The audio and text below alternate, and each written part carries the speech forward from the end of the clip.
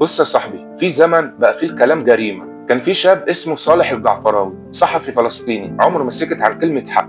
كل يوم بينقل وجع الناس من قلب غزة، الكاميرا في ايده والخطر قدامه. صالح قبل استشهاده قالها بنفسه: انا عايش في خوف كل ثانية من تهديدات الاحتلال، بس مش هسكت. والكلام ده اكدته تقارير من الجزيرة وذا ناشونال، ان صالح كان مستهدف فعلا وتلقى تهديدات مباشرة من الاحتلال، وده بسبب كشف جرائمه. وفي 12 اكتوبر 2025 صالح استشهد وهو بيغطي اشتباكات في غزة. مصادر كتير قالت ان اللي اطلقوا النار ميليشيات مسلحة، وبعضها اشار ان ليهم ارتباط بالاحتلال، لكن لحد دلوقتي الحقيقة الكاملة مش واضحة. بس الاكيد يا صاحبي، الكيان اللي حاول يسكت صالح بيلمع نفسه بطرق تانية. تخيل ان في تقارير من ميدل ايست بتقول ان اسرائيل بتدفع للمؤثرين على السوشيال ميديا حوالي 7000 دولار في البوست الواحد علشان ينشروا محتوى يجمل صورتهم، وبيعملوا كمان عروض خاصة وافلام عن 7 اكتوبر علشان يثبتوا للعالم انهم الضحايا مش الجناه. بس الحقيقة واضحة، اللي بيحاولوا يخفوه بالكذب صالح كشفه بالحقيقة، وده اللي خلى الكلمة عنده اخطر من الرصاصة. فاسأل نفسك يا صاحبي،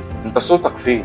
مع اللي بيشوهوا الحقيقة ولا مع اللي بيموتوا علشانها؟ لان اللي زي صالح استشهد علشان صوت الحق يفضل عايش، وانت ممكن تكون امتداد لصوته. سلام.